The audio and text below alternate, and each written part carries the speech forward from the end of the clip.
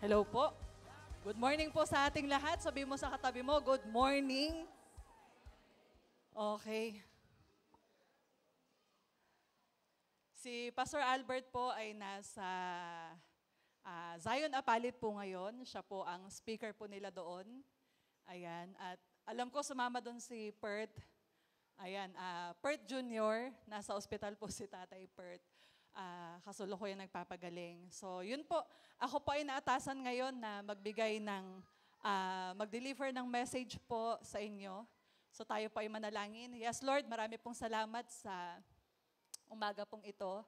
Marami pong salamat, Panginoon, sa opportunity, Lord God, to be used by you. Lord, dinadalangin po namin kayo po ang kumilos sa aming buhay.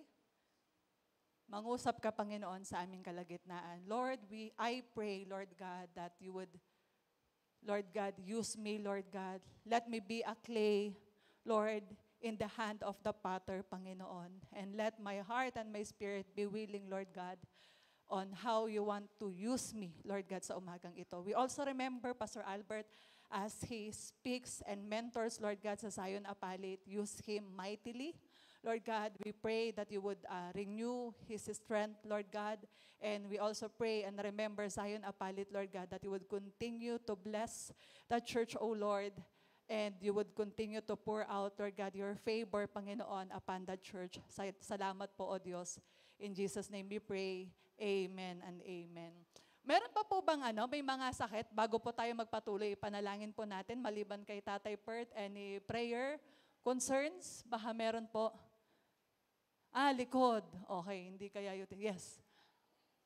Nahihilo pa. Oo nga, sa JC namin, medyo kahapon, habang nagko-coordinate, or I think Friday night, marami po sa mga leaders natin ang medyo may mga pinagdadaanan physically. Ayun, sige, tayo po yung manalangin ng healing. Yes, Lord, you are the God who heals. Dinadalangin po namin sa inyo, Panginoon, that you would pour out your healing, Panginoon, kay Tatay Pert, Lord God, sa kanyang kondisyon. Lord God, nothing is impossible sa iyo. We declare healing, the blood of Jesus be upon his life. Ganon din po kay Brother William, Lord God, kay Joy, Panginoon, at sa bawat mga kapatiran namin, also kay Liam, Lord God, full recovery.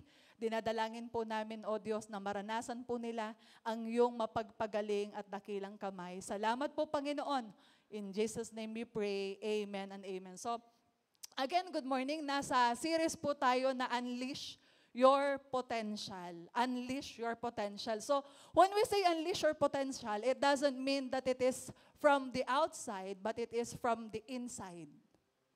Hindi ka pwedeng mag-unleash ng wala sa iyo or hindi attached sa iyo. So, it means, parang minsan kasi ang connotation natin when it comes to potential, it is something that you will get outside. Parang kailangan siyang i-achieve na kunin mo doon. But in fact, the potential is already planted in us when God created us.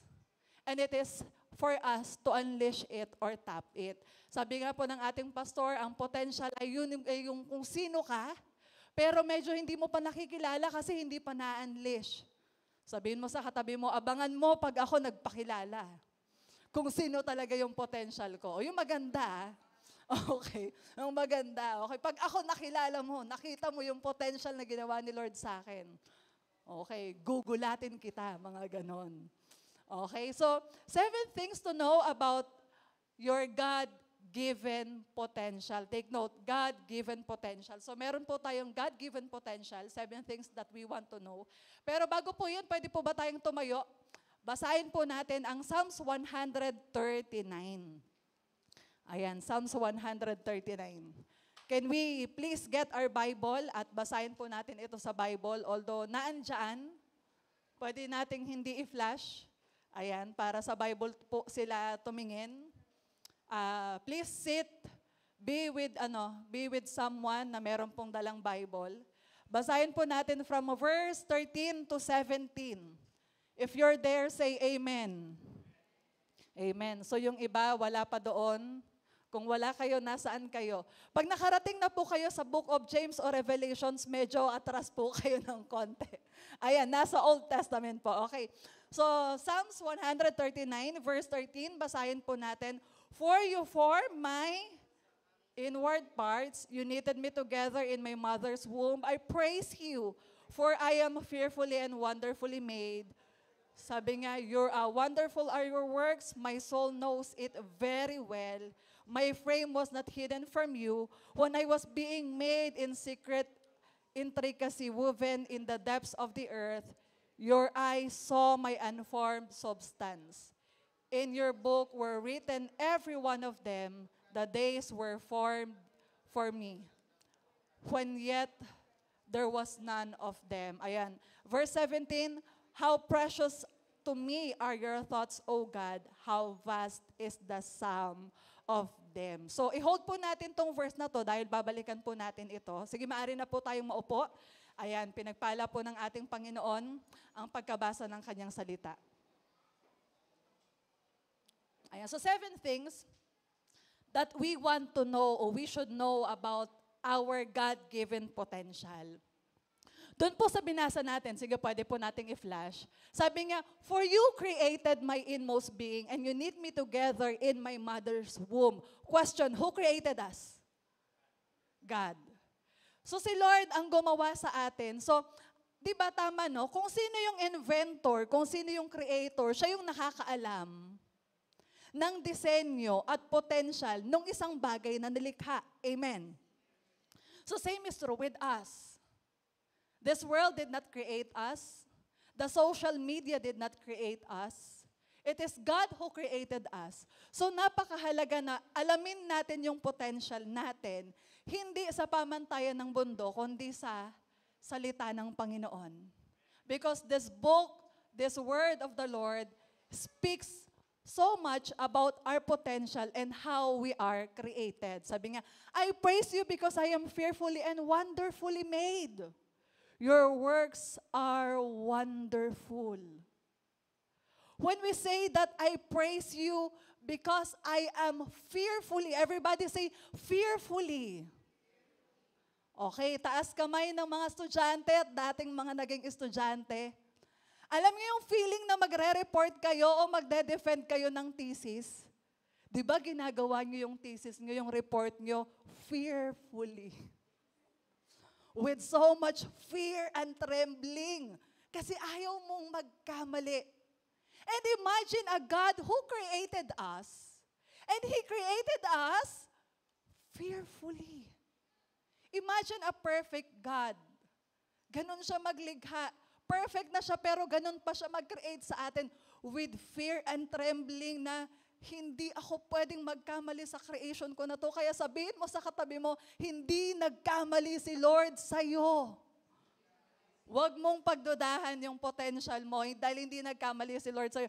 And wonderfully made. Your works are wonderful. I know that full well. So bago natin i-unleash, ang tanong ko sa inyo, do you know that full well? Talaga ba? Alam mo ba? Totoo bang alam mo yung potential mo o baka hindi? Kaya pag minsan na-assign tayo sa klase, hala, ba't ako? Ikaw na lang.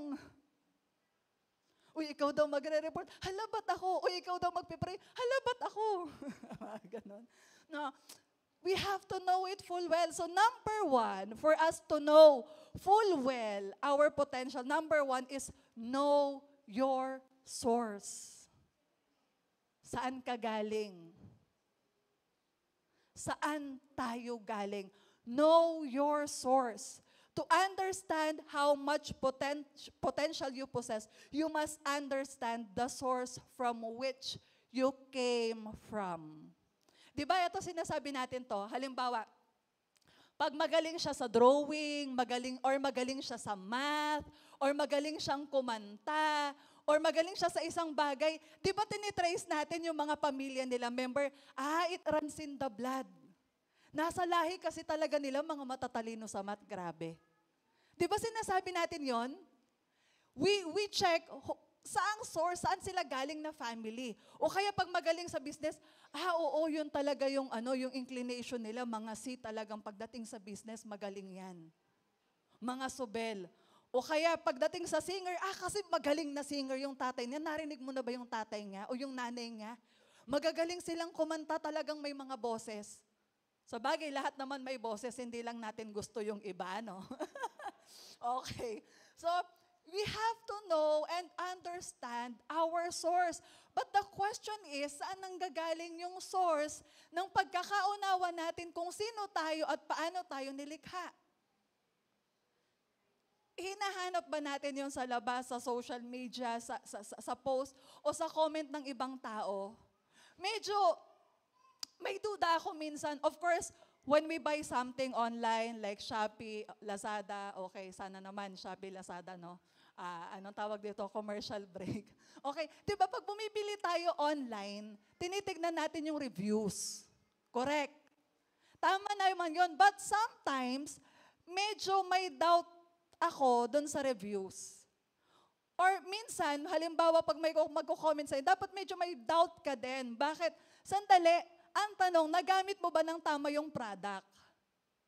Kasi alam ng creator yung product, so alam niyang mag-work. Say for example, etong cellphone ko, medyo hindi ako bagay na bigyan ng mga cellphone ng mga high-end. Kasi yung mga basic lang talaga yung ginagamit ko. Picture, Google, Facebook, Messenger, mga ganon.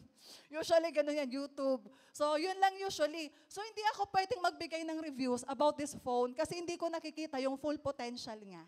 I am not the right person to say any reviews about this. One time nakita ko na lang yung mga anak ko madalas, sila Jetro Jehaya pa nagturo sa akin, na pwede pala, akala ko ini-edit yun sa Facebook, yung may video kalahati, tas may video kalahati pang isa, nakaharap dun sa nanonood. Tapos nakita ko, nagvi-video sila Jetro Jehaya, naggaganon. May mukha nila, tapos may mukha nung naka-video doon. Sabi ko, hala, paano nila ginawa yun? So hindi ako pwedeng mag-review about this because I don't even know the potential of the phone I have. So ibig sabihin, kung i-review ko to na pangit, hindi maganda, parang ang basic lang naman, kasi hindi ko alam yung potential nito kung paano siya create. Ano yung capacity ng phone ko na hindi ko alam, meron palang ganon, hindi ko nalaman. So hindi ibig sabihin na hindi mo ginamit, ibig sabihin nasira na yung design ng may-ari. Na say for example, pag ang sasakyan, hindi pa naman ako tumatakbo ng beyond 100. Okay. 100 minsan, medyo nadala. I mean, na-carried away ako sa NLEX. Tapos sabi ni Pastor Albert, huy, 100 ka na. Hina lang bawas sa NLEX, no? Lalo na pag nandun ka sa overtaking lane. Oo nga, hindi naman tayo nagmamadali. So, balik, laylo. Hindi ibig sabihin, tama, no? Anong pinakamataas na bilis sa sasakyan? Speedometer ba tawag doon? Kung nakalagay sa sasakyan natin, kaya niya nang tumakbo ng 200 kilometer per hour. At ang takbo ko palagi ay 80 kilometers per hour or 90. It doesn't mean na nawawala yung potential niya na tumakbo 200 kilometers per hour, right? So hindi ibig sabihin na hindi tayo nagfa-function sa ganun. Hindi na-devalue o nawawala yung potential natin.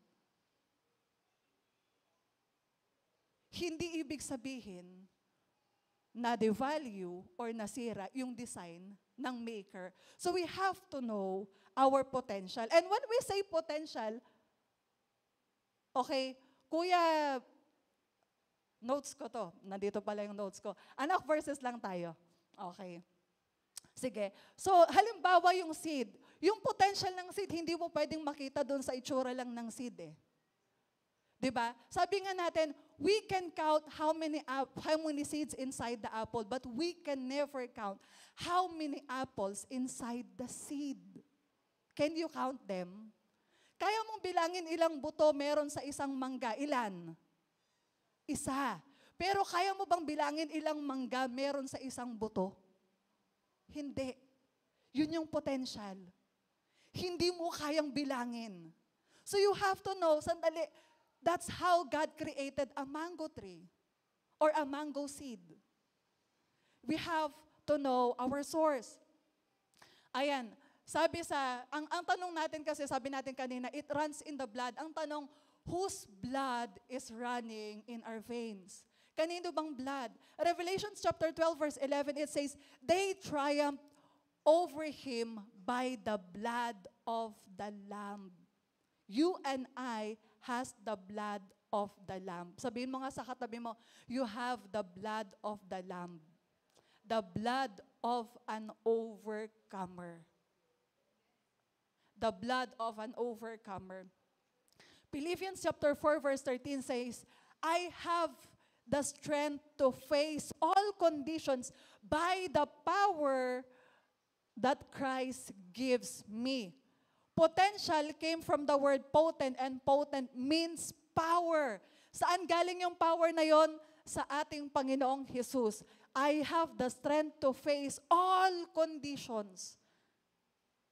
Pwedeng sabihin mo sa katabi mo, ano man yung condition mo ngayon, you have the strength to face it because of the power that Christ is giving you or has given you.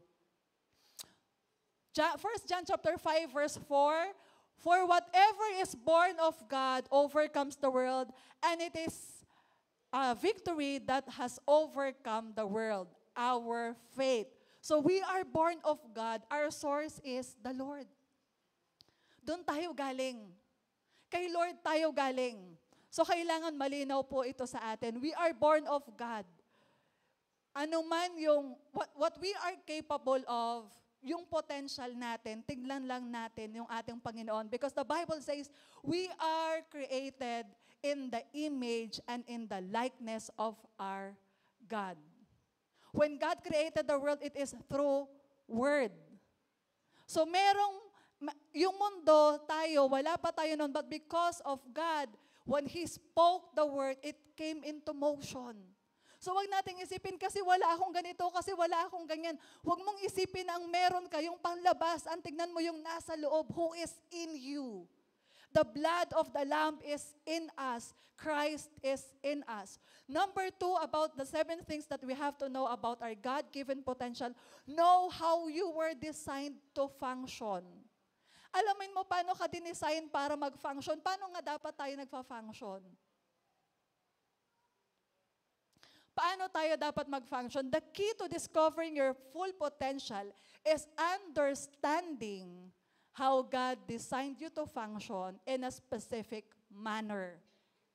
Like say for example, we ladies, hindi sa amin kasi yung blessing and the authority to lead family, it's not given to us. Kaya namin gawin, yes, no question about that. And we have seen many women who lead their family in the absence of the man. But hindi siya same as the man because the authority to lead is given to a man. So we know where we function, saan tayo. Pag hindi tayo nagfa-function as a leader, it becomes a burden to other people around us. We are designed to function in a specific manner. You and I were made to solve a problem and meet a need. So tayo po ay nandito, ano man yung problema nakikita natin sa ating family, sa ating school or church or bayan, God allows us to see that because we have a function in that problem. Wag naman sanang may part tayo doon, no? Tayo yung problema. Kundi, alamin natin, meron tayong solusyon doon. Meron tayong function sa part na yon. Sabi sa Colossians 1:16, basahin po natin, for in Him all things were created. Ayan. Things in heaven and on earth, visible and invisible, whether thrones and powers, or rulers or authorities, all things has been created through Him and for Him. Hindi po tayo nilikha para magpakaalipin sa trabaho. In fact, God freed the Israelites from the slavery of work.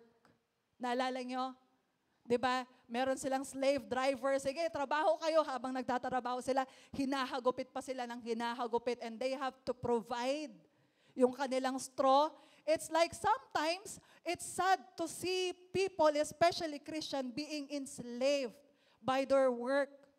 Na okay, may kota ka, go, pack. Ano mang pinagdadaanan mo, may sakit ka, pumasok ka pa rin. We have to know where we are designed and what we are created for to function. We are created through Him and for Him. Ako po, malinaw na po sa akin na hindi ako create ni Lord or dinesign ni Lord as singer or artista. Ayan. Kahit may offer, tinanggihan ko eh. Tinanggihan ko, hindi ko tinanggap. Kasi sabi ko, ay hindi ako design ni Lord dyan eh. Mga ganun, no? Okay. So hindi ako design doon. At alam ko din na hindi rin ako design sa multimedia. Bakit? Merong time parang ayoko nang abalahin sila Pert, sila Kenneth. So may ginagawa akong design. Grabe, it took me hours. Tapos pagkatapos kong gawin, ang pangit ang itsura. Alam mo yon? Sabi ko, pero pag binigay mo kila Pert, nako, minuto lang. Chak, chak, chak, chak, chak. Tapos, Pastora, okay po ba? Bakit? So makikita natin na kung hindi tayo designed to function in that area, it's a waste of time. And it is, grabe, desperation talaga lumalabas eh. Nakaka-disappoint. Na para ang tagal mong ginawa, trinabaho, tas yung itsura kinalabasan ang pangit. Pero pag ako naman nilagay mo sa area kung saan dinisign ako ni Lord to function, unang tingin ko pa lang, alam ko na kung anong gagawin ko. At doon lumalabas yung potential ko. And you too. Kung once na ma-discover mo yung potential mo, hindi mo pinipilit maging iba, kundi nagfa-function ka ayon sa need na kailangan at ayon sa kung saan dinesign ka ni Lord to function, di ba madali at normal, smooth? Once na alam na ng mga tao, halimbawa sa work, pag meron problema na kailangan i-troubleshoot, at ikaw naalala nila, ibig sabihin, ine-express mo na yung potential na meron ka. Yung naisip nila, tawagan mo si ganito, siya nakakaalam niyan. Si bro ganito, o kaya si sis ganyan, tawagan mo siya. Alam niya paano ayusin yan. That means you are functioning according to the purpose and the design that God has given you. Amen? Ayan. So, pansinin po natin, once na nakita po natin yung potential natin, even the people around us are blessed.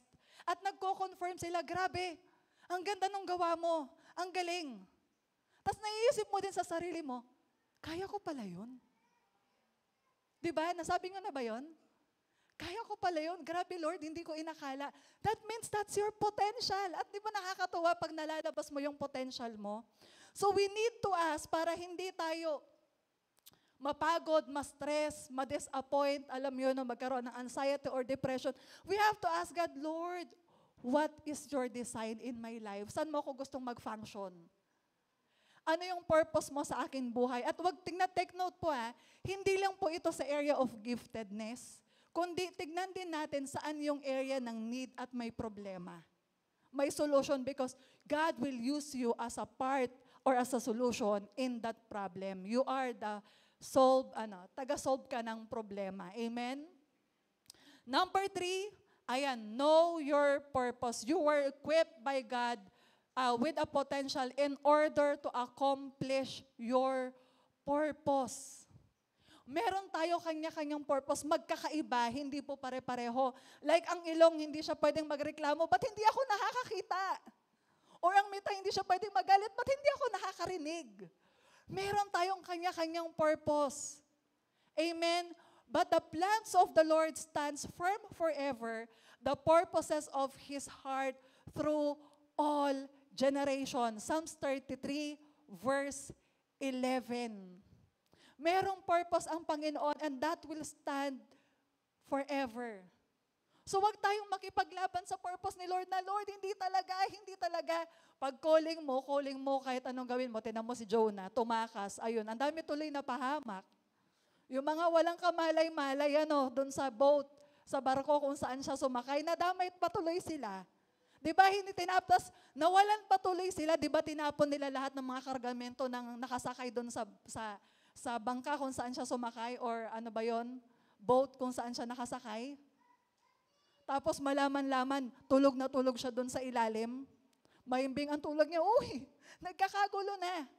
Tapos sabi niya, sige ako yung itapon niyo sa dagat pagkatapon. Yun, humupa. Tapos nakita niya, buti pa yung whale sumusunod sa purpose niya. Ang purpose ng whale, kaya siya nandun para kainin si Jonah at dalhin pabalik si Jonah doon sa purpose niya. You have a purpose here. Sabihin mo sa katabi mo, nahihirapan ka ba? Binabagyo ba yung mga pamilya mo at katabi mo? Baka may purpose kang tinatakasan. Huwag mo naman kaming idamay. So we need to know our purpose and function according to that purpose.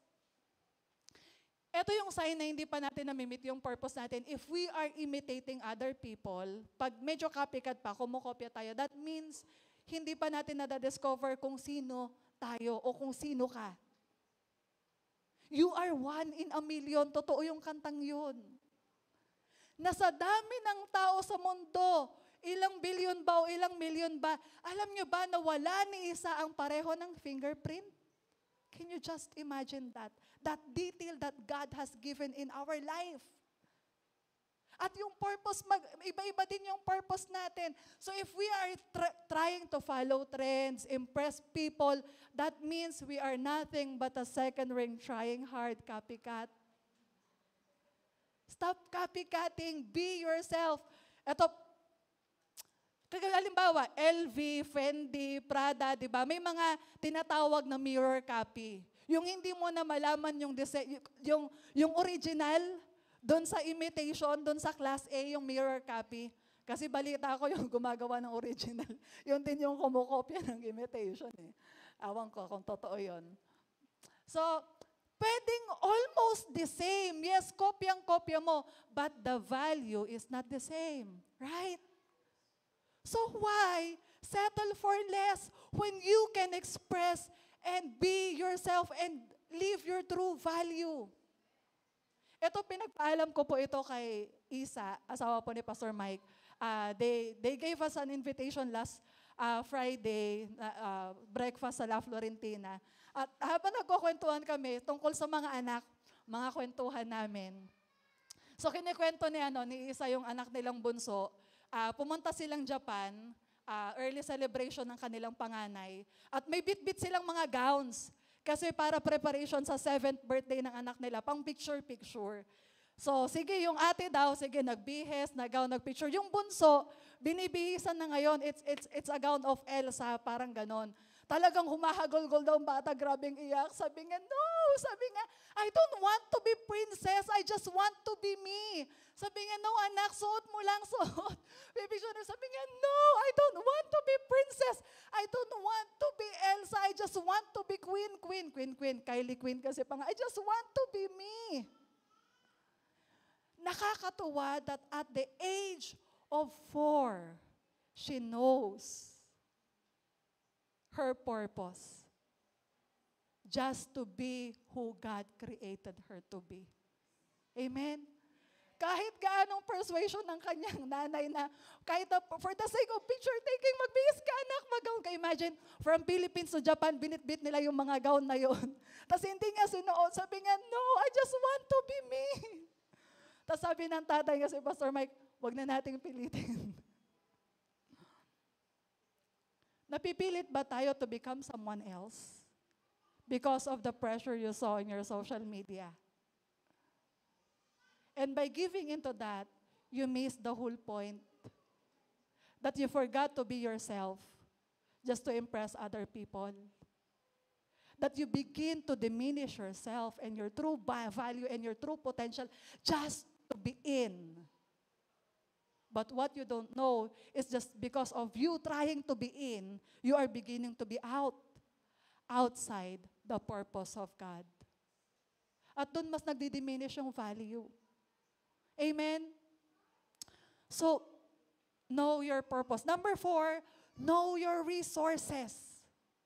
Know your resources. Because God created and called you, He already supplied you with sources for your proper maintenance, sustenance, and operation so that your potential is felt and maximized. Take note, felt and maximized. Nararamdaman mo ba yung potential ng katabi mo? Pag hindi mo pa nararamdaman, ibig sabihin, uy, share mo naman. Express mo naman. So, we have to know our resources. Where God guides, He provides. Pag si Lord nag-aya, siya ang taya.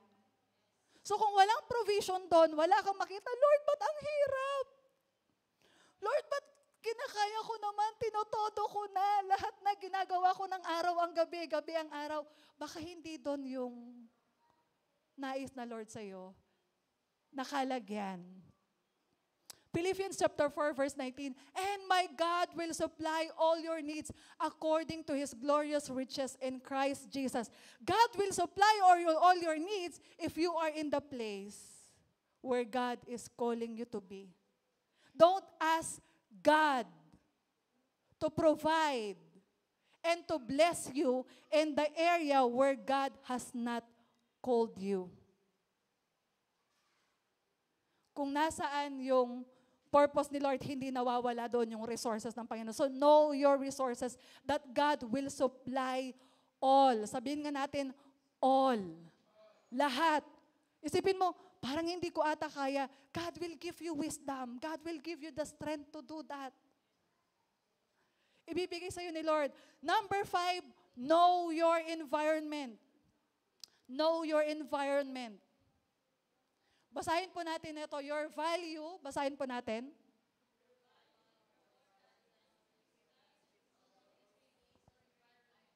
Sandali, hindi potential yung boses, wala akong makitang potential sa pagbabasa. Ulitin natin.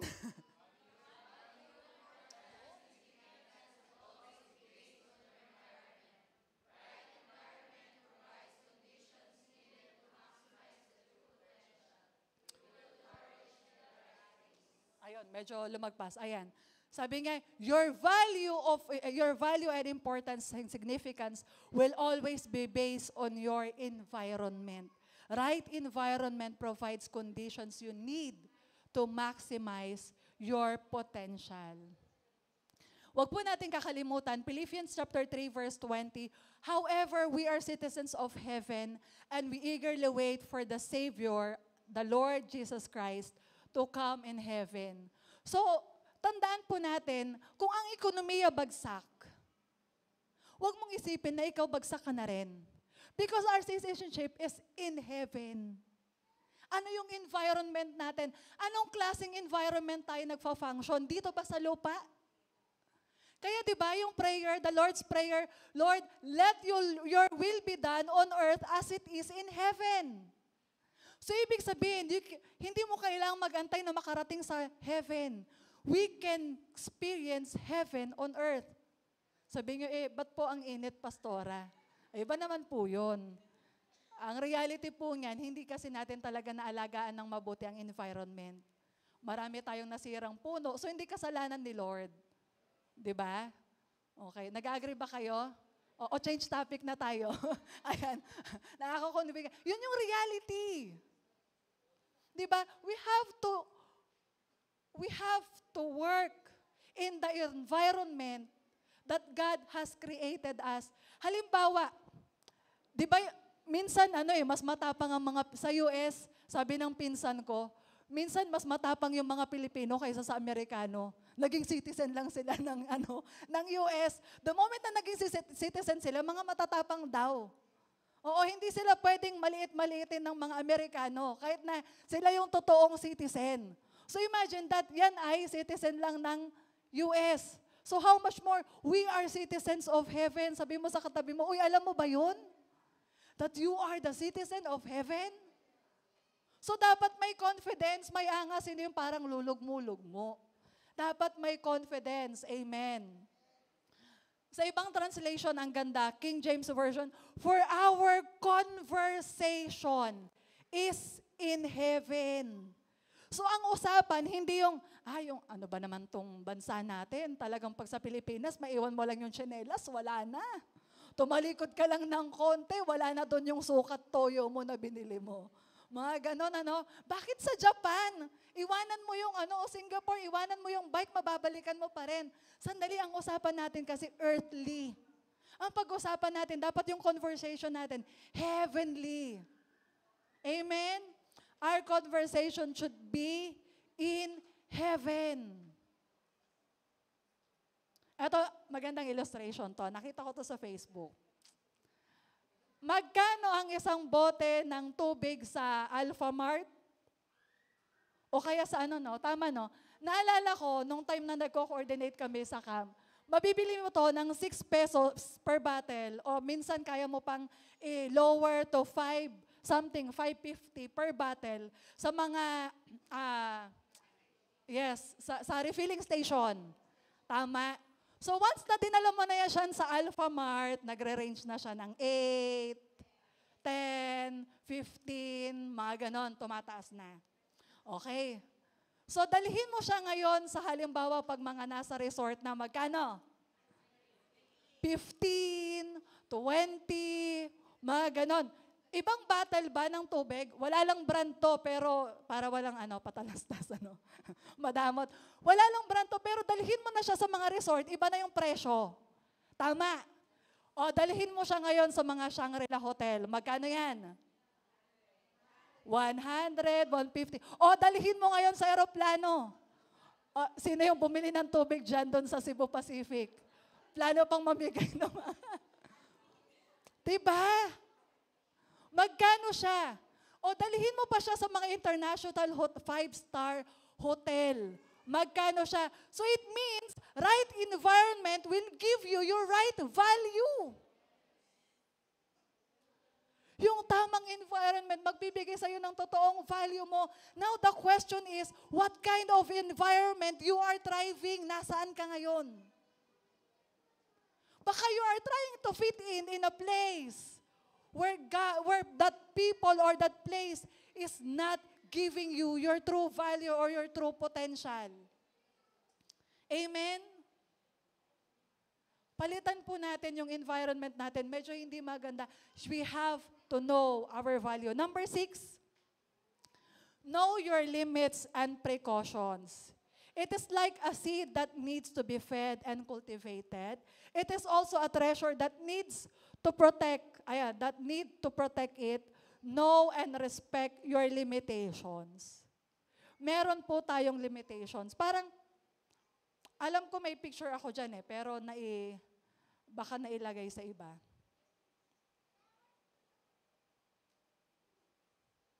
Check ko lang. So we have to know our limitations. Meron po tayong limitations.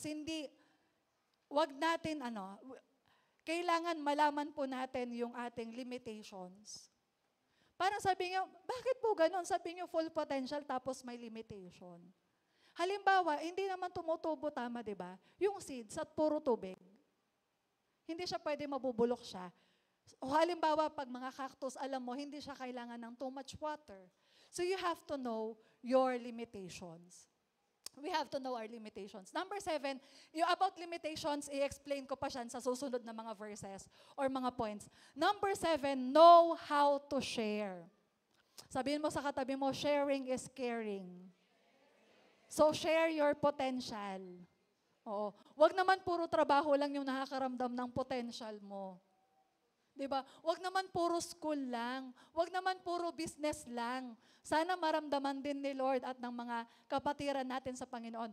Potential can only be declared as success and fulfillment when it is felt and shared. Sino nga ba yun? Is that Lee Kuan Yew? Tama ba ako? Yung father ng Singapore.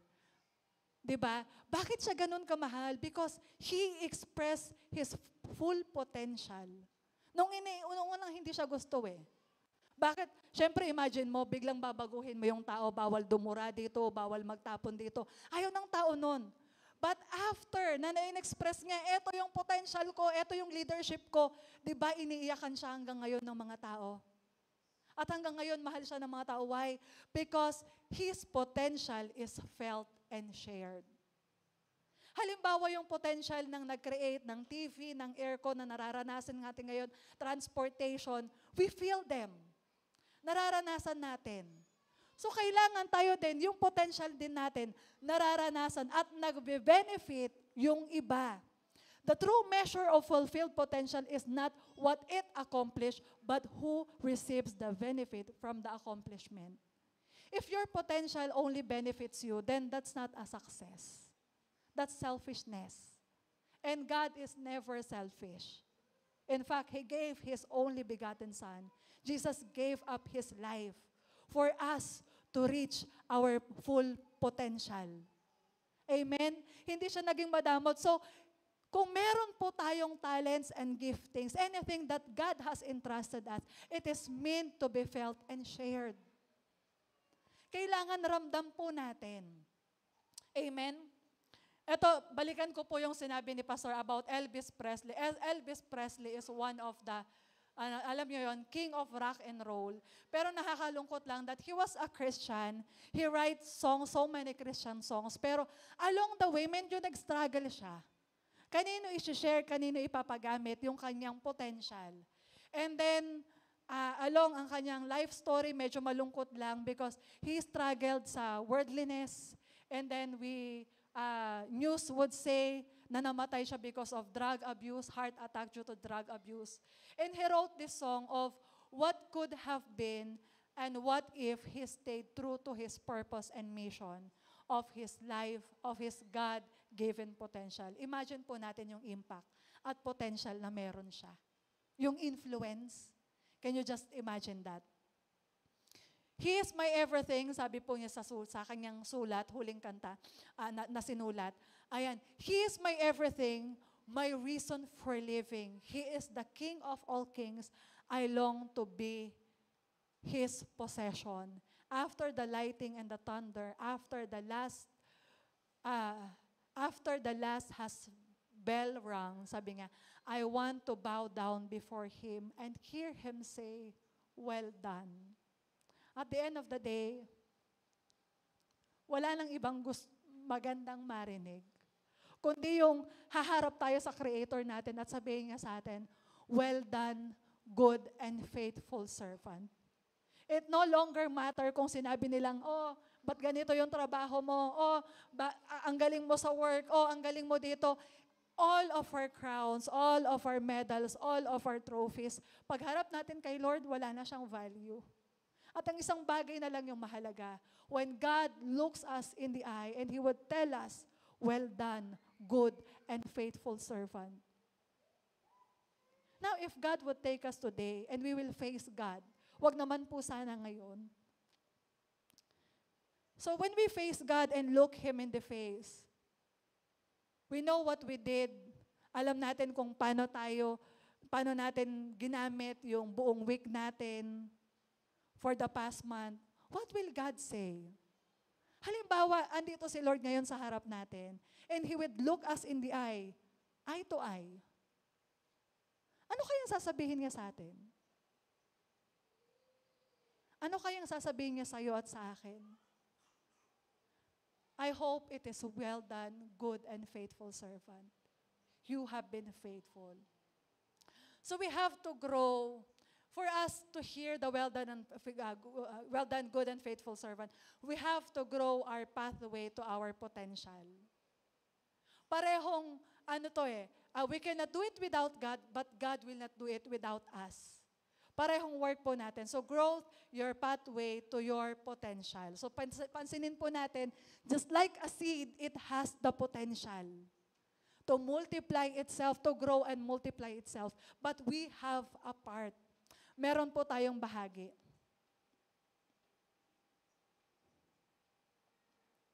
Number 1, pwede po natin ibagsak yung number 1. Number 1 is,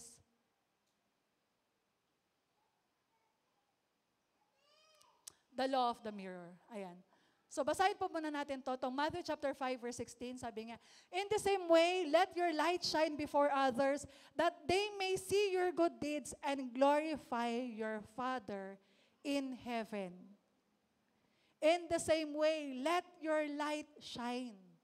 Kagaya po ng post ko, sabi po sa isang Facebook post, don't let for the end of the tunnel to see the light. Bring a torch and be a light there. Let your light shine. When your place is dark, then shine in that place. What is your greatest indicator of your success? Or what is the greatest indicator of your success? Your potential for personal growth. Your potential for personal growth. If your best days are ahead of you, then you must be able to grow. Kailangan nating mag-grow. We need to grow up. It's sad that others grow old but they never grow up. You know what I mean? So we make sure that we don't just grow old, but we grow up, we man up, or woman up if there's such a word. No. Growth is the great separator between those who succeed and those who do not, sabi ni John Maxwell. When I see a person beginning to separate themselves from the pack, it is almost always due to personal growth. Nakagaya ng eagle, medyo konti yung kanyang pack, no? Most of the time mag-isa siya because he is growing himself. Ayan, he is growing himself. So, 3 laws of growth, number 1. 3 laws of growth, number 1. Pwedeng, sige, yung title po muna. 3 laws of growth, number 1. The law of the mirror. The law of the mirror. You must see value in yourself to add value to yourself. Kailangan makita yung value mo, yung halaga mo, para mag-add ka ng value sa sarili mo. Because if you don't see yourself valuable, then you will not work on yourself. Tama? Tatanggapin mo na lang, eto na ako tanggapin mo na lang ako. Ganito na talaga ako We must see our value na kagaya ng, anong tawag dito? Sa pawn. Ano siya? King. So nakikita niya, oh, this is my value. Maybe some people look at you like a pawn, but you can work yourself out. Kaya mo. Kaya mo, kapatid. You have to mirror yourself. Ano ba yung nami-mirror mo sa sarili mo? What do you see? Sabi po sa binasa natin, Psalms chapter 139, verse 13 to 14, For you created my inmost being. You knit me together in my mother's womb. I praise you because I am fearfully and wonderfully made. Your works are wonderful. I know that full well. Do you mirror on the people, on the words that the people are telling you? Yung performance mo, or do you mirror in the word? Anong mirror yung ginagamit natin? Di ba sabi sa Bible, there are many things na kung saan kinumpara ang salita ng Panginoon. That is the bread of life. And one is, it is a mirror na kung saan tayo ay nagsasalamin at tinitignan natin, then how do we see ourselves facing the mirror, and that is the word of the Lord. I hope you see your true value. Na nakakalungkot lang na sa mundong ito, pwedeng titignan natin, parang, alam nyo yun, halimbawa, parang ganito lang yan Papasok ka sa, alam mo yung, malalaman mo kung nandun ka na sa potential mo, or you're trying to be someone else. Pag namasukan ka, they will tell you your rate. O pag pumasok ka dito, eto yung monthly mo. Sometimes it's appealing, lalo na kung 6 digits pataas. Lalo kung 7. But didn't you know that's actually your limitation? Because they already put a value in you. But when we mirror on God's word, and we see our potential, and we express who we are, then yun yung sinasabi natin that sky is the limit. You can determine your value when you live according to the word of the Lord. When you mirror, hindi lang pala ito yung value ko. Why? Because Christ died for you. And that is your value. Ang value ay nakadepende sa kung magkano kayang bayaran at willing na bayaran ang isang tao sa isang bagay. Halimbawa, ang isang MacBook na 100K plus, 100K plus siya, yun yung value niya, yun yung willing na ibayad ng tao sa kanya. Kaya yun yung value niya. Magkano yan? Anong value niyan? 100K. Pag sinabi sa'yo, magkano ang monthly sahod mo? Eto. Then that's the value that God, that this world or your company or where you are working has given to you. But when you look on the word of the Lord, how much value God has given you when you mirror on the word? The life of a king. And yet you see yourself na parang very low, walang value, na parang nagmamakaawa tayo sa konting like, heart, share ng mga tao. Nalulungkot ako kasi sabi ni Pastor Albert nung kailan sa mga leaders, maraming, I think it's leaders or a long conversation, na maraming kabataan ngayon depressed na ayaw nila ng like, ang gusto nila heart. Pag like, ibig sabihin, hindi mo sila pinapahalagahan. Sabi ko, seryoso ba yun? Sabi ng ibang mga kabataan, opo, ganun po talaga ngayon.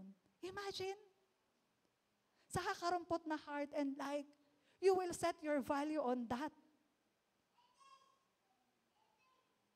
But if you mirror on God's word, you will see your value that your life is worth the life of a king. Amen? I'll only add value to myself if I see myself valuable. Nakikita mo ba yung sarili mo na valuable? Iniisip mo, parang hindi naman ako pinapahalagahan sa lugar na yun, o sa church na yun, o sa cell group na yun, o sa work na yun.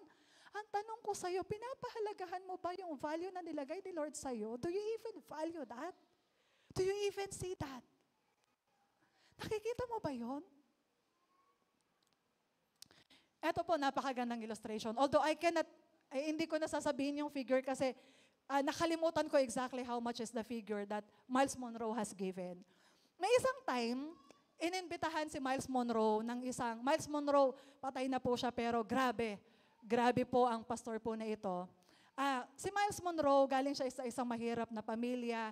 Alam mo yon yung typical na bahay ng mahirap na pamilya na may 2 kwarto lang, isa sa nanay, isa sa tatay, tapos sila daw natutulog sa sahig.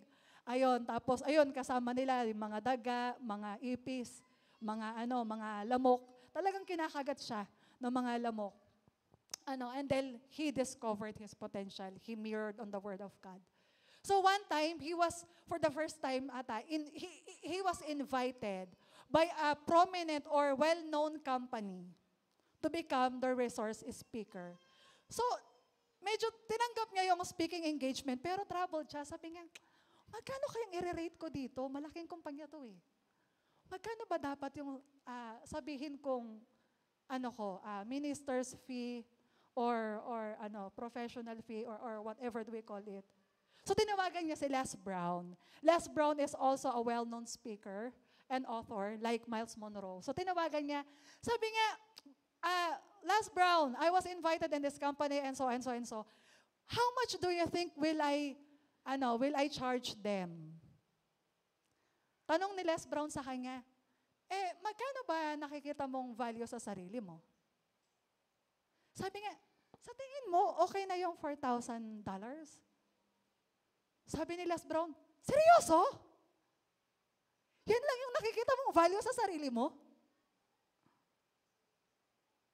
After the long conversation, napaisip siya. And then nag-text siya ngayon sa isang company. And malayo yung price doon sa sinabi niya, sa kaibigan niya, doon sa company.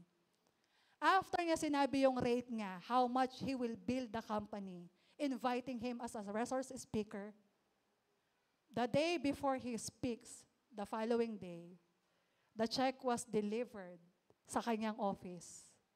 I'm not sure if that's $20,000 or something. Babalikan ko, nawalan lang ako ng time kanina. Yun yung dineliver mismo sa kanya. That's the time that he discovered his true value. Don't wait for others to bet on yourself.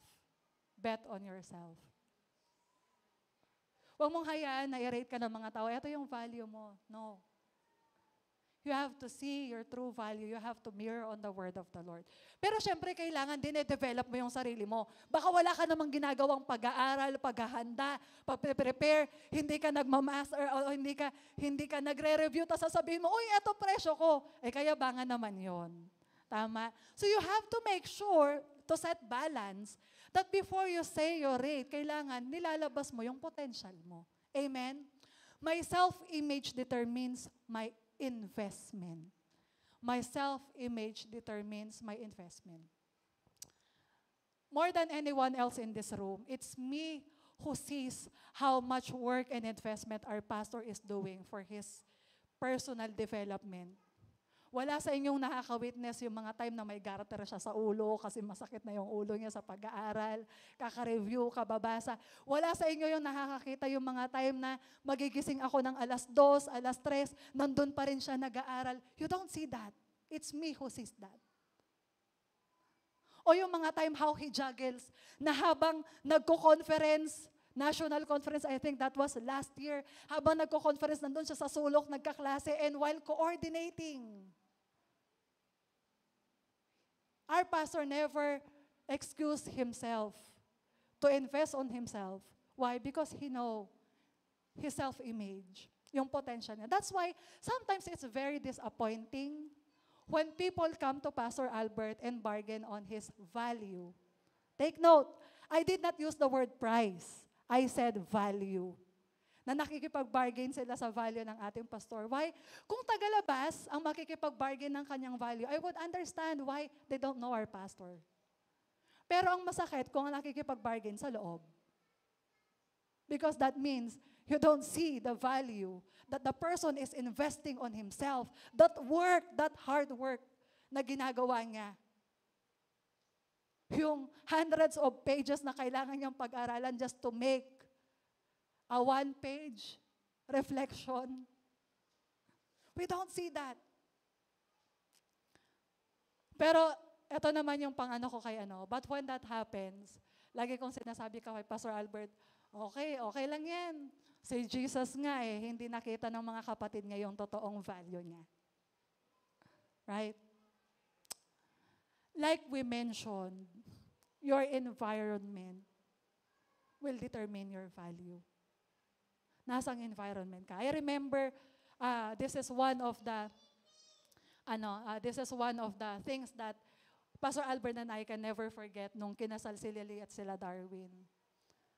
Na nung time na nag-love gift sila, talagang, hindi lang yung iba kasi gift lang, walang love. Pero sila talagang may love at may gift. Sabi namin, oh wow, that means this couple sees your value. Why? Because knowingly, alam niya yung anong tawag dito, si Ate Lee kinukuha siya, tama no, halamanan as script So alam niya paano ang kalakaran in the corporate world that when you get a resource speaker or when you ask something that, ganito sila mag-value ng isang tao. Kaya sabi ko, ang galing lang. So from then on, sabi ko, that means, depende kung nasa ang lugar ka at kaninong tao at sinong tao ang kausap mo, yung makakakita lang ng totoong value mo. If you speak with people who has value, then they also see your value. Surround your people. Mirror yourself with the Word of God and with the people who sees your true value. Na nagpapahalaga din, who sees your potential. If I see myself average, then I'll only invest average. Kung nakikita mo yung sarili mo average pag magtrabaho ka, parang alam mo yun, parang nag-aantay ka lang ng kinsenas katapusan. Yung tipong papasok, pagka-punch in, mag-aalmusal. Tapos pagkatapos mag-almusal, magme-makeup. Tapos pagkatapos mag-makeup, nag-uusap na, ano merienda natin mamaya? Tahimik ka. Guilty ba? Did I stop? May naapakan ba akong pa? Sorry So, ganun yung investment natin. But if you see your value, talagang yayakapin mo to. Amen? Right? Tapikan mo yung katabi mo, gising ka pa ba? Kaya pa ba? The energy I spend is tied up on how I see myself. How do you see yourself? Paano mo nakikita yung sarili mo ngayon? Hindi mo kailangan ng people na mag-push sa'yo, uy, magtrabaho ka, uy, magbasa ka, uy, mag-aral kang mabuti, uy, gawin mo to. Hindi mo kailangan yun. Kung nakikita mo yung value mo, ikaw mismo, tatrabahuin mo yung sarili mo. Amen? Walang magsasabi sa'yo kundi ikaw lang. Papahalagan mo yung health mo, mental health, emotional, physical. Number two, bibilisan ko na po. The law of consistency. Motivation gets you going, but discipline keeps you growing. The law of consistency. Yung ito yung next picture po tayo. Intensity, yung isang motivation, isang jump, hop, pero hanggang dun lang siya. Parang long jump, no? Long jump, nandun ka na, wala na. So, iba yung consistency. Consistency keeps you going. You get the momentum. So, yun yung magpapatuloy na maglalabas ng yung potential. Na para siyang drip, hindi siya buhos, pero yung bawat patak, makikita nyo, napupuno, lumalabas yung potential, nakakapuno kayo ng isang timba, Di ba, hindi ba kayo na-amaze? Magkano lang ba yung points doon sa smart, sa SM Advantage card? Di ba, magugulat ka, parang kung, alam ko, piso lang yon sa bawat 250 ngayon. So imagine nyo, tapos magugulat kayo, pag katagalan, as in matagal, makikita nyo, okay, may 100 na pala. Mga ganon, the law of consistency. And again, halimbawa na parang, minsan hindi natin nakikita yung law of consistency sa isang short term na anong tawag dito? Short term na view. Na parang ganito, sa mga nag-gym, o kaya yung mga planong mag-exercise o nagsisimulang mag-exercise, ewan ko kayo yung tipong ganito. Yung first time yung mag-exercise, first day, exercise, sige, push up. Tapos titignan mo agad sa salamin, no? Lumait na ba tiyan ko? Okay na ba? May muscle na ba? Hindi mo makikita sa unang tingin, pero when you become consistent, you see the product. Amen? Para siyang atomic habits. Yung habits mo ngayon, whether good or bad, hindi mo makikita kung gaano siya katindi. Kung titignan mo siya doon sa area lang na yon. Na parang sabi ni James Clear sa book niya, parang halimbawa yung eroplano, yung consistency o yung habit, na pinipihit mo lang daw ng konti, parang 32 degrees something. Yung nguso ng eroplano, instead of going to Washington, you will end up miles apart and you will end up to New York. Ganon yung consistency na akala mo maliit lang siyang habit. Whether destructive or hindi, yung habit mo, merong impact. So be consistent on the right things. Matthew chapter 25, verse 23, his master replied, well done, good and faithful servant. You have been faithful with few things. I will put you in charge with many things. Come and share your master's happiness. And by the way, faithful means consistent. It means consistent. The word faithful. Hindi yung ginawa mo lang ngayon, ibig sabihin, paulit-ulit mong ginawa. Faithfulness and consistency is the same. Excellence is the result of talent combined with consistency. That opens our pathway. Amen. No such a thing as overnight success. You must do the right thing continually to get the compounding results. So nagko-compound siya. Paulit-ulit. Lagpasan ko na po ito. Number 3, the law of environment. The law of environment. Growth thrives in a conductive environment. Pipiliin natin yung environment na meron tayo. Therefore, sabi nga, 1 Thessalonians 5 verse 11, basahin po natin. Therefore,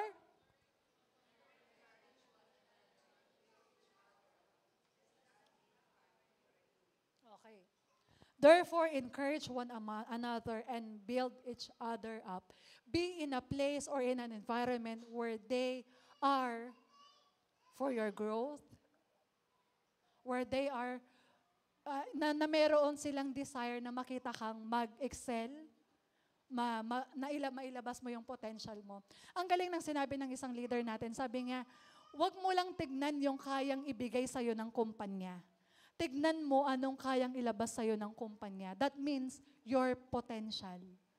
Sometimes, people or maybe yung mga estudyante or mga nag-aaral, no, when looking for a job o pag nagtatrabaho, mag-nurse ako kasi ganito yung monthly salary ng mga nurse sa abroad.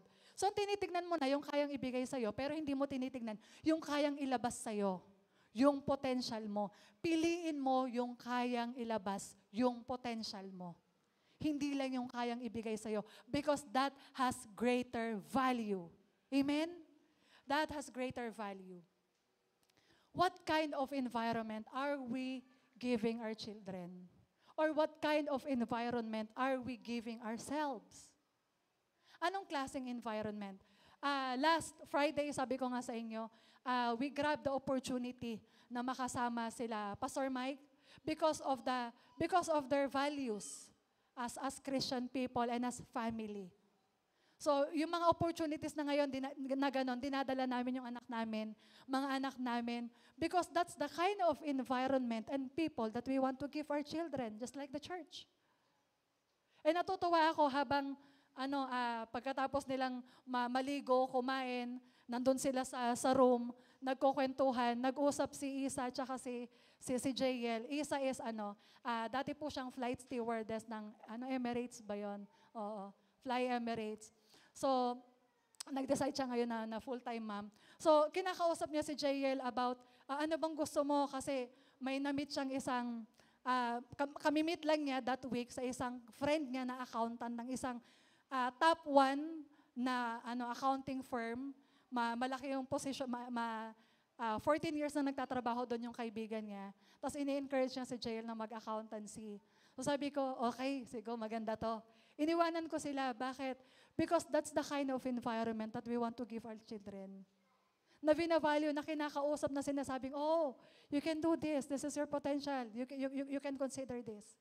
And yesterday, we also grabbed the opportunity na makapunta ng ATS. Kaming buong pamilya. Because we want to give that environment sa mga anak namin. Na mga taong doon, halimbawa may kaklase si Pastor Albert na piloto, and yet, they add value to themselves studying counseling. So, we brought all of our children, lahat ng mga anak namin, dinala namin sa ATS. And Pastor Albert introduced JL sa kaklase ni Pastor na sa nakaraang exam nila, kaisa-isa po siyang nag-perfect ng score. Sabi namin, grabe, nakatapos siya ng psychology. After finishing psychology, nagte-take up siya ng pastoral, ng counseling. Ayun, nagte-take up siya ng counseling. So, pinakilala siya ni Pastor Albert at nag-usap sila at iniwanan ko din sila. Sabi ko, Ma'am Camille, iwanan ko po muna sa inyo si JL. Those are the kinds of environment that we want to give our children. What kind of environment are we giving our children? Sa bahay ba natin, may mga nagiinuman ba dyan? May mga environment ba tayong binibigay na mga barkada natin, okay, dahil nagtrabaho tayo, mag-happy-happy tayo ngayon. What kind of environment are we giving our children? What kind of environment?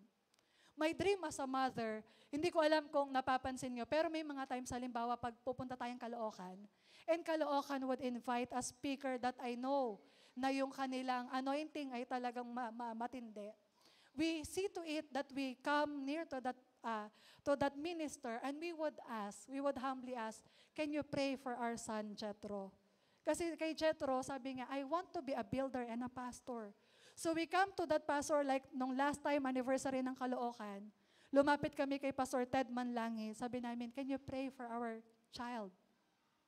And one of my biggest dream, sabi ko siguro once na makita ko lang, magkaroon ako ng opportunity na makita si T.D. Jakes or si John Maxwell o si Rick Warren, hindi ko alam baka kung anong desperate measures ang pakikuusap na gagawin ko para maipag-pray yung anak ko. For them to have that environment. Napakahalaga po ng environment. You know why? Kagaya ng picture na to. We have to understand that jumping out of your comfort zone is different from jumping out of your given environment. Sa mundong ito, lagi sinasabi nila, mag-jump out ka na sa comfort zone mo. Pero minsan, yung sinasabi nilang comfort zone, ang pinapaiwanan sa'yo is the God-given environment. That they want you to party, wild party. Oo, kung naman, comfort zone mo, puro ka na lang church, mag-party-party ka din minsan. Kahit mga Friday lang, try mo lang. Minsan lang naman, mabait naman si Lord, hindi ka naman may impyerno, di ba? So forgiving naman si Lord. Wait a minute. Are you jumping out of your comfort zone or you are jumping out of your God-given environment? Pag jumping out of your comfort zone, ibig sabihin, medyo komportable ka na dito, but we want to push yourself harder to push on that potential. Pero yung lalabas ka ng environment mo, iba yun. patay ka. Pag lumabas ka ng environment mo, sinabi, oh, jump out of your comfort zone. Ang comfort zone nga yung tubig. Ay nag-jump. Ayun, patay. Diba? We have to distinguish that. We have to pray that God will give us the wisdom to know the difference. Is your pack or your cup of tea asking you to jump out of your environment? O yung comfort zone mo lang? Pinupush ka lang ba nila na maging excellent? O pinupush ka nila na umalis doon sa environment mo? Tandaan mo, pag wala ka sa environment mo, hindi mo kayang mabuhay. And our environment, of course, is in Christ. Sabi sa 1 Thessalonians chapter 5, verse 11, therefore, encourage one another and build each other up, just in fact you are doing. Sabi po niya dito, Matthew 4:4, sabi niya, Jesus answered, it is written, man shall not live on bread alone, but on every word that comes from the mouth of God. Meron na bang nagsabi sa iyo, puro ka na lang Bible, puro ka na lang cell group, puro ka na lang church? Banding din minsan. Pero, no. The Word of God, the spiritual family that we have, the spiritual atmosphere, that's the very environment that God has given us for us to thrive and unleash our potential. Amen? And hope does not put us to shame because God's love has been poured out into our hearts through the Holy Spirit who has been given to us. Huwag po tayong lumabas doon sa kalooban ng banal na Espiritu Santo o doon sa lugar kung saan ginaguide tayo ng banal na Espiritu Santo. Romans chapter 5, verse 5. I think that verse is there. Ayan.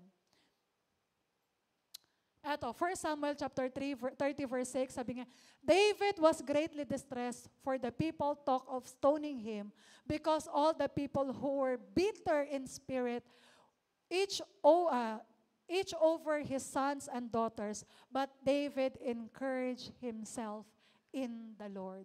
Babalik po tayo doon sa environment ng presensya ng ating Panginoon to encourage ourselves. The world would offer na, hindi naman masama yun, like magkapi ka muna, mamasyal ka muna, that's part and God wants that. Pero hindi ibig sabihin, doon ka magta-thrive. Kasi kung ganun palagi, you would find yourself empty and dying. Babalik po tayo sa atmosphere kung saan tayo nilagay ng Panginoon. No one else should ever be given the power over you, over your success and wellness. This is the domain of you and the Holy Spirit who ministers to you. Tayo lang po ang may power sa tulong ng banal na Espiritu Santo to unleash that potential. Alam niyo ba na kahit anong sabihin ko dito, kung hindi kayo naniniwala sa sarili nyo, at hindi kayo magre-rely sa banal na Espiritu Santo, walang mangyayari. Kahit buong araw ako magsalita dito o si Pastor, o kahit si John Maxwell pa ang kunin nating speaker dito, if you will not work on yourself, and if you will not follow that law of the mirror or the mirror of the environment, or if we will not rely on the Word of God, then nothing will happen to us. Learn to encourage yourself to grow, na mag-grow. And as we close, pwede po ba tayong tumayo? Basahin po natin yung verse na to. At dito rin po tayo magwawakas. Sabi nga, for you created my inmost being. Basahin po natin, sabay-sabay. For you created most being.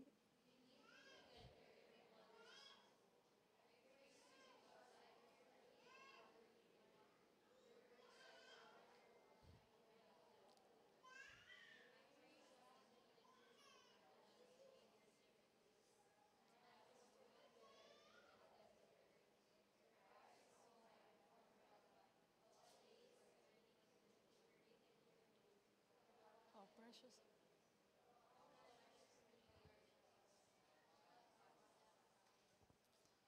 Ulitin kaya natin sa umpisa yung message. Mukhang walang potential yung parang inaantok eh. Ulitin natin from the top. Hindi naman. Basahin po natin. For you created my inmost being. The only person who can bring out your true potential is the person who created you. Remain. Sabi sa Bible, apart from me, you can do nothing. We are the branches, God is the vine. Never cut yourself from the person, from the God who created you. Gusto mong mamunga? You want to be fruitful? You want to reach and unleash your potential? Remain on God's word. You knit me together in my mother's womb. I praise you because I am fearfully and wonderfully made. Do we praise God? Every time we unleash our potential, every time that we share and we let the world see, feel, and experience that potential that God has given you, every time you unleash that, you are praising God for what God has given and made and created inside you. Huwag po nating pagdudahan yan. My frame was not hidden from you when I was made in the secret place, when I was woven together in the depths of the earth. Your eyes saw my unformed body. If you think that you are in the depths of the earth, ang daming problema, Lord, parang napagsakloban ata ako ng langit at lupa ngayon eh. Just be patient and trust God's process. Nakagaya ng buto, it's only a matter of time na siya ay natanim, hindi nailibing. That he was planted at the very place where God wanted him to be, at the very environment where God wanted him to be. And for that person and for that seed to grow and express itself to its full potential. And the world will see and feel yung existence ng tree na yon. Did you know that the tree is not benefiting from its oxygen? The tree gives benefit to us, yung oxygen. And the tree is also not benefiting from its fruit. It's us who is benefiting from its fruit. Your shade, your oxygen, your fruit is meant to bless the world around you. That's unleashing your potential to its best. It's to bless the church where God placed you. Your eyes saw my unformed body. It doesn't matter if you don't see it now. What matters is God saw it. That's why we need God's word. Para maintindihan natin, hindi man buo, pero para makasunod tayo. Na iniisip mo, Lord, parang katapusan ko na to. Wait. Just wait upon the Lord. Tayo mo lang, tiyaga ka lang. Trust the process until that time that God would unleash that potential and you will come out from crawling to flying just like a butterfly. You would go through the process. How precious are your thoughts, O God? How vast is the sum of them?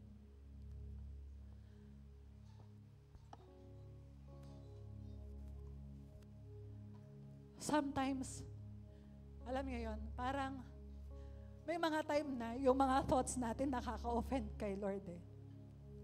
Kasi we look down on ourselves as if God did not create something that's wonderful and beautiful. Did you know that na-insult yon sa isang creator? Naktignan mo yung sarili mo at maliitin mo yung sarili mo. Na parang sinasabi mong, Lord, nagkamali ka ata sa akin. Pero sabi ni Lord, wait. Did you know that I made you and created you fearfully? Amen. Alam mo ba yun? Sa totoo lang po mga kapatid, kung kaya nating mag-isip ng mga bagay na negative, na hindi pa nangyayari, then we can train ourselves na mag-isip ng mga positive things that are possible and bound to happen because the blood of the Lamb is in you. Because Christ, the overcomer, is in you. Because God is in you. To unleash our potential, we must turuan natin yung sarili natin na mag-isip. Kagaya ng isang mananagumpay na, Lord, ito yung pinagdadaanan ko, pero Lord, ito yung sinasabi mo, ito ako. Ito ako. Can we close our eyes and pray? If you know and you know na maaring nasaktan mo si Lord, Lord, I'm sorry. I look down on myself na miss mo yung potential na binigay ni Lord sa'yo. O na-miss mo yung value mo na parang tinignan mo yung value mo sa kung paano ka tinitignan ng tao. O yung sitwasyon mo. Then this is about time na muli bumalik tayo sa environment, sa presensya ng Panginoon. And from there, you would unleash your full potential. You would unleash your full potential, who you are. And let the world see and feel it. Yes, Lord, marami pong salamat sa umaga pong ito. Lord, amin pong dinadalangin. Sa bawat puso, nararirito na kung saan naitanim ang iyong salita. Lord God, let it become flesh. Let it accomplish the very purpose, Lord God, which, Lord God, you wanted it to be, Panginoon. Lord, I pray, Panginoon, sa bawat tenga, Panginoon, na nakarinig ng iyong salita. Holy Spirit, I pray, let your word, let your work manifest sa buhay ng bawat isa. And as we pray today, Lord God, we pray for healing, for our self-image. We pray for healing, Lord God, for how we view ourselves. We pray for healing, oh Lord, how we value ourselves and our family. Lord, dinadalangin ko po, Panginoon, sa inyo. Heal our thoughts, heal our mind, heal our heart, heal our spirit. That, Lord, we also pray that today, that each and every one of us will make a commitment. Gagawa kami ng commitment na hindi lang kami hanggang dito. Na ilalabas namin yung potential namin para sa iyong kapurihan, for your glory. And by doing so, we bring glory and praise to your name. We are saying, thank you for the wonderful gift that you have given us. Bless your word, Lord God. Guard it, Lord God, in our hearts, that Satan, Lord God, will not steal it and destroy it. But let it be planted, O Lord. Let it take root, O God, in our hearts and to the very core of our being, Panginoon. And let it manifest, O Lord, and grow and bless the world around us, the people around us, our family, Lord God, our ministry, Panginoon, at kung saan niyo po kami nilagay. Salamat po, O Diyos, purihin po kayo, dakilain ng iyong pangalan. In Jesus' name we pray, and everybody will say, Amen and Amen. I'm calling on the God of Jacob, whose love endures through generations. I know that you will keep your covenant. I'm calling on the God of Moses, the one who opened up the ocean. I need you now to do the same thing for me. For me, for me. Oh God, my God, I need you. Oh God, my God, I need you now. How I need you now. Oh rock of ages, I'm standing on your faithfulness, on your faithfulness. Come on, let us all lift our hands. I'm calling on the God of Mary. Come on, let's call upon the name of the Lord. Whose favor rests upon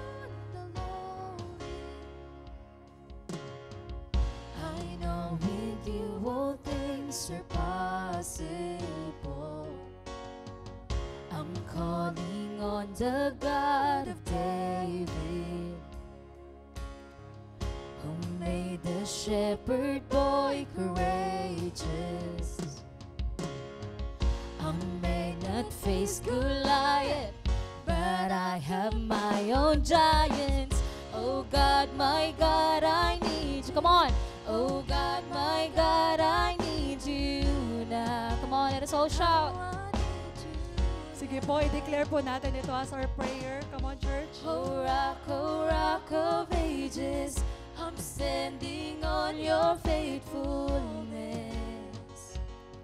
On your faithfulness. Oh God, my God, I need you. We need you, Lord.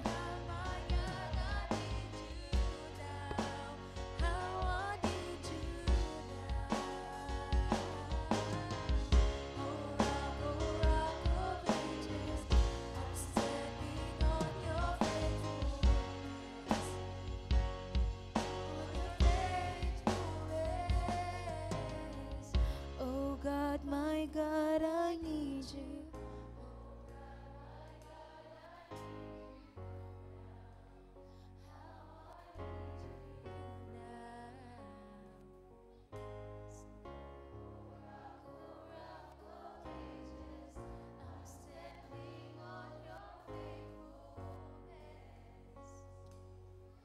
Sige po, church. Come on, church. Sige po, patuloy natin kantahin. There's something in this room that needs to be broken. Or maybe something in your life that needs to be unleashed. Can you sing this song and not just sing it, but cry out to the Lord? Nasabihin mo, Lord, kailangan kita. Can you cry out to our Lord? At huwag natin kalimutan that as we sing this song, that we are standing in the faithfulness of God. Can we have that audacity, that boldness to come before our God? Come on. Let us be the cry of our hearts. Oh rock of ages, I'm standing on your faithfulness. Come on, church. Let your voice be heard. Come on. My God, I need you. Oh God, my God, I need you now. How I need you now. Oh rock of ages, I'm standing on your faithfulness. On your faithfulness. Come on, let us all cry out. Oh God, my God, I need you. Oh God, my God, I need you now. How I need you now. Oh rock of ages, I'm standing on your faithfulness. On your faithfulness. For the last time. Oh God, my God, I need you. Oh God, my God, I need you.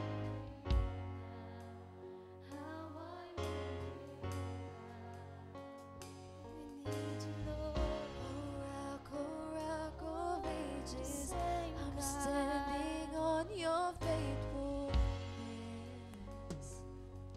On your faithfulness. Oh God, my God, I need you. Oh God, my God, I need you now. How I need you now. Oh rock of ages, I'm standing on your faithfulness. On your faithfulness.